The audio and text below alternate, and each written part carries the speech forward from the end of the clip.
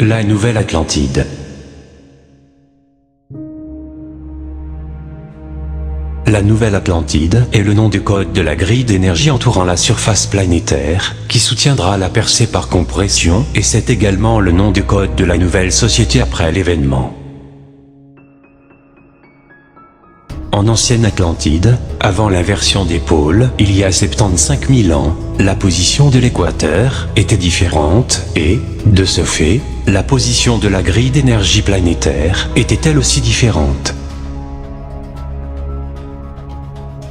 Il y a 75 000 ans et plus, la grille d'énergie autour de la planète était complète, sous l'entier contrôle des êtres ascensionnés, et avec de nombreux temples sacrés positionnés autour de l'équateur. Sur l'illustration, la ligne rouge traversant l'Amérique du Sud et l'Afrique est l'ancien équateur atlante. Il est intéressant de noter que de nombreux vortex d'énergie autour de la planète sont toujours positionnés autour de l'équateur atlante. Le projet de la Nouvelle Atlantide aligne en fait les vortex de l'ancienne Atlantide avec la nouvelle grille d'énergie qui est sur le point d'être bientôt complétée. La Nouvelle Atlantide est un projet des forces de la lumière qui se poursuit depuis déjà des millénaires. Saint-Germain est l'un des êtres principaux travaillant sur ce projet. Il a révélé à l'humanité des parcelles de ce projet durant son incarnation en tant que Francis Bacon, dans un roman appelé La Nouvelle Atlantide, dans lequel il y décrivait une société utopique fondée sur la méritocratie. Dans son incarnation suivante en qualité de comte de Saint-Germain, il tenta de co-créer une nouvelle société en Amérique en apportant son assistance à l'indépendance des USA et en étant la principale force spirituelle sous-tendant la Constitution. Voici un très bon article à propos des récents développements du projet de la Nouvelle Atlantide, qui est fondamental à lire pour qui s'intéresse à la Nouvelle Atlantide, car il replace de nombreuses doctrines occultes dans la véritable perspective. À ce stade, je dois ajouter que le comte de Saint-Germain a constitué une école de mystères secrète à Paris en 1775, qui fut la main cachée pour la mise en place de l'indépendance des USA. Cette école de mystère était composée de membres de la Fraternité de l'Étoile, qui ont ensuite rejoint 3 principales loges maçonniques positives à Paris, inspirant leurs membres et, par voie de conséquence, le cours global des événements. Un groupe a rejoint la loge maçonnique, les 9 Sœurs, à Paris, et grâce à Benjamin Franklin, qui était membre de cette loge maçonnique, ce groupe influença la création des États-Unis. Le deuxième groupe rejoignit la loge maçonnique Philalette à Paris, à travers laquelle la Fraternité de l'Étoile tenta de disséminer la véritable connaissance occulte. La connaissance occulte de cette loge est la source d'une grande partie de la spiritualité et de l'occultisme occidental moderne.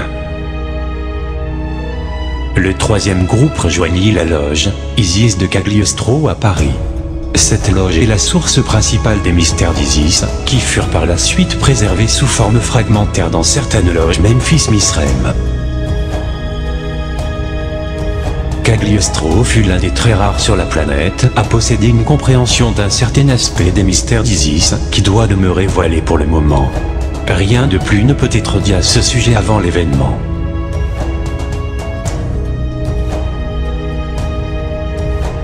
À présent, le comte de Saint-Germain m'a demandé de l'assister à la finalisation du projet de la Nouvelle Atlantide.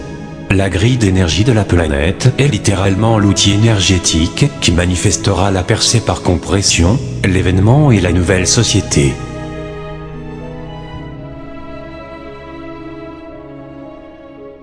La grille des pierres Chintamani autour de la planète est l'un des principaux outils de manifestation de cet objectif. Pour chaque pierre Chintamani plantée dans le sol quelque part sur la planète, un très grand être angélique est ancré à cet endroit, créant un vortex d'énergie faisant des kilomètres de diamètre.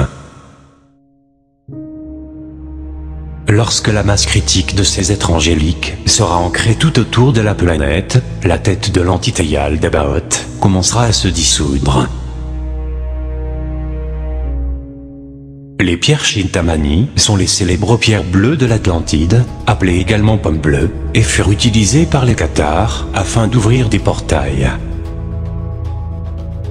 Il va sans dire que les Cathares reçurent leur Chintamani des Templiers, qui eux-mêmes reçurent leur premier spécimen par Hubertus Koch, d'Untersberg. Il avait reçu la pierre de la déesse Isée, un aspect d'Isis, à Ninive, près de Mossul, en Irak. Ninive est l'un des plus importants vortex de la déesse sur la planète. Il n'y a aucune coïncidence dans le fait que Daesh veuille la détruire.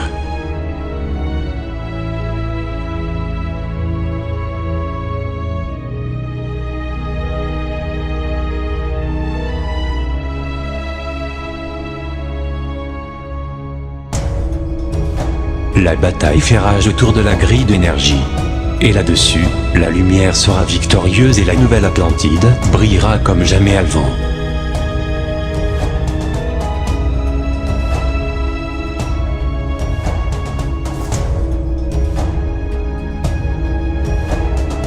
Victoire de la lumière.